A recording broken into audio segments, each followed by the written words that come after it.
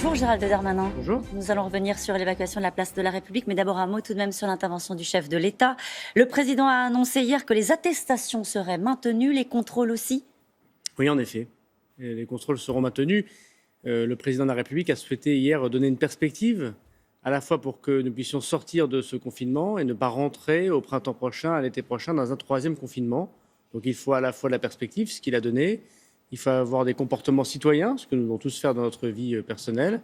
Et puis on doit aussi avoir des contrôles pour empêcher ceux qui ne respectent pas les règles de ne pas les enfreindre. Pas d'allègement des contrôles, alors même que le président a plutôt salué les efforts des Français. On en a encore besoin, y compris des attestations. Et on ne pourrait pas s'en passer. L'attestation, elle va avec le confinement. S'il n'y avait plus d'attestation, il n'y aurait plus de confinement. C'est une spécificité française, l'attestation papier. Mais en même temps, vous constaterez que les chiffres en France sont très bons et s'améliorent. Et c'est parce que nous nous améliorons, parce que les forces de l'ordre font aussi des contrôles, que nous avons la possibilité de sortir de ce confinement et de passer les fêtes de Noël et de Nouvelle Année sans couvre-feu, puisqu'il l'a annoncé hier. Et je pense que c'était attendu des Français. La fin des contrôles, ce sera donc le 15 décembre. La fin des contrôles, ce sera donc, si les conditions sanitaires sont respectées, effectivement le 15 décembre. Au redatage, à partir du 15, on pourra s'affranchir du couvre-feu grâce à son ticket de théâtre, de cinéma, c'est ça? Alors, effectivement, à partir du 15 décembre, il y aura un couvre-feu, sauf le jour de Noël et puis le Nouvel An, comme vous l'avez entendu hier, mais un couvre-feu quand même. Et comme on va réouvrir une partie des activités, et notamment des activités culturelles, si votre soirée se termine à 21h et que vous avez un ticket notamment de théâtre, qui vous permet de justifier d'avoir sortir ce couvre-feu après 21h, et bien effectivement, cela vaudra pour l'attestation qui n'existera plus. Pour le retour des jours heureux, il va falloir attendre un peu, quoi. Nous aimerions tous retrouver notre envie de faire du sport, de manger, de vivre, de chanter, de pouvoir être avec des amis ou une famille nombreuse. Malheureusement, il va falloir attendre un peu pour les protéger. Et je pense que chacun doit le savoir. Ça veut aussi dire que pour Noël et Nouvel An, le président de la République, et je pense que c'est une excellente chose, fait confiance aux Français. Mais il faut qu'on fasse attention à ces fêtes très particulières, de ne pas contaminer ceux qui sont les plus fragiles d'entre nous, pour retrouver malheureusement un troisième confinement, ce qui ne serait pas acceptable. Nous en venons aux images de la place de l'évacuation de la place de la République. Une question très simple. Qui a donné l'ordre d'évacuer? Est-ce que c'est vous? Mais j'ai demandé au préfet de police de pouvoir évacuer ce camp illicite, place de la République. Qu'est-ce qui s'est passé, place de la République? Des centaines de personnes et de tentes se sont installées, place de la République, sans aucune autorisation. Ouais. Est-ce qu'on devait laisser une manifestation pas autorisée, je le rappelle, en pleine crise sanitaire, faisons le lien entre nos deux conversations, les Français ne comprennent pas ces deux poids, deux mesures, sur la place de la République? La réponse est non. Il fallait donc évidemment l'évacuer. Tout le monde a vu la façon dont les choses se sont passées aussi. C'est la question que je voulais vous poser ce matin. Est-ce que vous renouvelez votre confiance, toute votre confiance, au préfet allemand? Oui, je renouvelle ma confiance au préfet de police. Qu'est-ce qu'a fait le préfet de police? Il a commandé l'évacuation de cette arrivée massive de tentes sur la place de la République. Il s'est bien déroulé, une évacuation qui s'est bien déroulée. Non, elle ne s'est pas bien déroulée, parce qu'il y a eu des gestes, comme le dit le rapport du préfet de police lui-même, que je lui ai commandé, inappropriés, que je trouve inacceptables. C'est la première fois que ça arrive, Gérald Darmanin? Je lui ai demandé, attendez, vous ne pouvez pas me poser 40 questions à la fois, juste répondre sur la question du préfet de police. Je lui ai demandé effectivement d'évacuer la place de la République, ce que chacun comprend. C'était des personnes qui étaient pour la plupart d'entre elles sans papier, installées illégalement sur la place de la République. Cette évacuation était totalement légitime. Il y a eu ensuite, de la part de quelques policiers, des gestes inacceptables. Donc moi, je voudrais d'abord penser qu'il faut que la justice se saisisse. Le procureur de la République l'a fait pour un geste que vous avez vu. L'IGPN, c'est-à-dire l'inspection de la police, le fait pour d'autres gestes. Je rendrai public ces rapports. Et si jamais tout cela, effectivement, est vérifié, je prendrai des sanctions. Mais je ne vais pas condamner ni l'intégralité des policiers et des gendarmes qui sont intervenus sur cette place, ni le préfet de police pour les faits de quelques-uns. Ces quelques-uns doivent être sanctionnés, mais je veux redire que les forces de l'ordre, dans des conditions extrêmement difficiles, font leur travail et ils ont mon soutien. Pourquoi retrouve-t-on des agents de la BAC et non pas des spécialistes du maintien de l'ordre dans les rangs des effectifs qui interviennent dans des conditions aussi compliquées?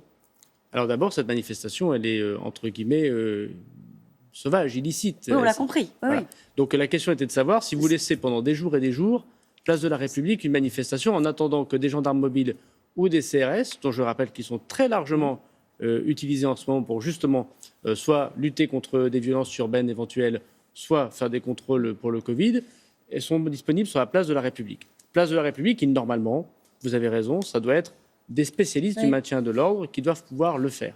Mais nous ne pouvons pas laisser installer, en plein cœur de Paris, quelque chose d'illicite. Moi, je voudrais redire ici que l'ordre républicain permet la liberté de tous. Et on ne peut pas tout excuser lorsque des gens font manifestement des choses illégales. En l'occurrence, personne ne comprendrait que ministre de l'Intérieur, comme ça a pu être le cas dans les années précédentes, laisse des installations illicites. Mais personne ne vous le reproche, c'est la méthode qui est contestée, Gérald Darmanin. Ce n'est pas le fait éventuellement d'évacuer. Non, mais vous ne pouvez pas tirer. C'est la méthode. Est-ce que vous approuvez la méthode? Vous-même, vous avez dit que ces images vous avaient choqué. Mais vous ne pouvez pas tirer de quelques gestes inacceptables des conclusions sur l'ensemble du travail que fait la police, y compris ce soir-là. Ce n'est pas possible. Ce n'est pas facile d'être policier. Vous en tirez des leçons?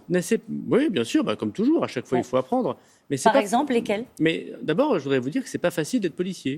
Ce n'est pas facile d'être policier. C'est pas facile d'être constamment sous le feu des critiques. C'est pas facile de ne pas répondre à des provocations. Mais un policier bien formé doit avoir une déontologie, ne pas répondre à ces provocations et ne pas faire de gestes inacceptables parce que la police de la République, elle a ce qu'on appelle la violence légitime. Elle le fait en notre nom. Donc ceux qui déconnent sont sanctionnés, mais je me refuse de sanctionner l'intégralité des policiers de France. Est-ce qu'on les aurait vus, ces images, si l'article 24 de la loi de sécurité globale avait été appliqué? Est-ce que, en fait, ces images-là, on en avait besoin? Vous en avez besoin, vous, en tant que ministre? Tout à fait, on les aurait vus, puisque l'article 24, qui a été très largement adopté hier, la proposition de loi a été adoptée à 388 voix. C'est-à-dire un des textes est mieux voté. 30 abstentions dans vos camps et 10 qui ont voté contre. Oui, une majorité, vous avez vu que très large d'ailleurs, DLR jusqu'au groupe En Marche ont voté ce texte de loi. Il aura d'ailleurs vocation à être amélioré encore au Sénat. C'est normal, c'est le débat parlementaire.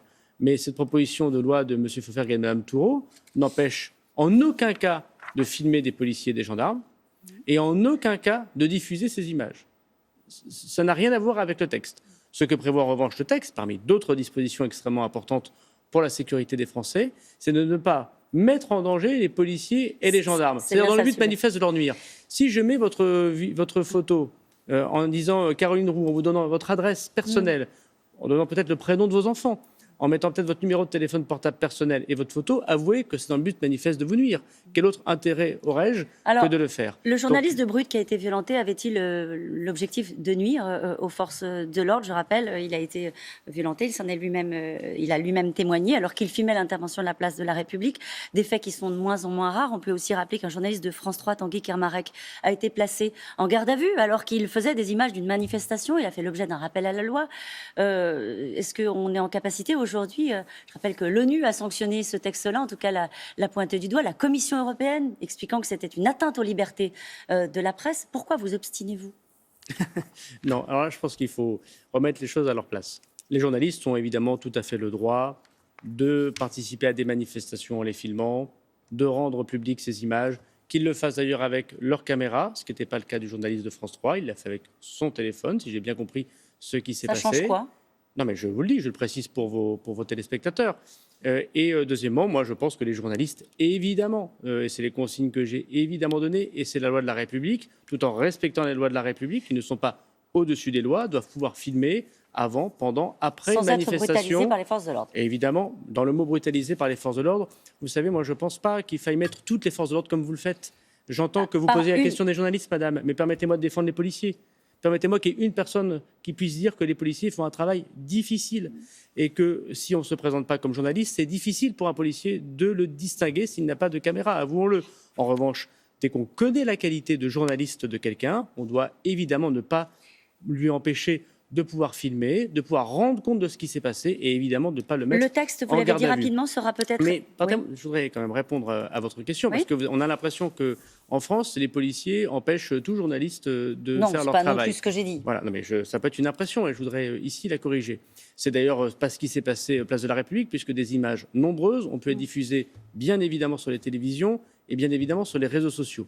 Donc dès que l'on connaît la qualité d'un journaliste, dès que l'on connaît cette qualité, dès qu'il se présente comme tel, il ne faut évidemment pas l'empêcher de faire son travail, qui est un travail important, démocratique et fondé, évidemment. Mais en même temps, vous comprendrez bien que l'évacuation de manifestations, de maintien de l'ordre ou de personnes qui, de façon illicite, s'installent sur la voie publique, permet aux policiers d'intervenir dans des conditions que la loi doit régenter.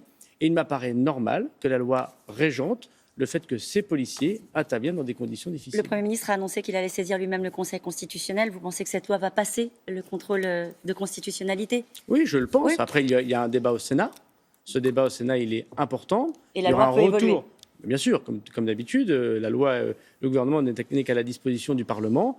Et il y aura un retour à l'Assemblée nationale. Moi, je souhaite à la fois qu'on trouve le bon équilibre entre la légitime liberté d'informer des journalistes et de tout citoyen qui voudrait filmer quelque chose, mais aussi la légitime protection des policiers.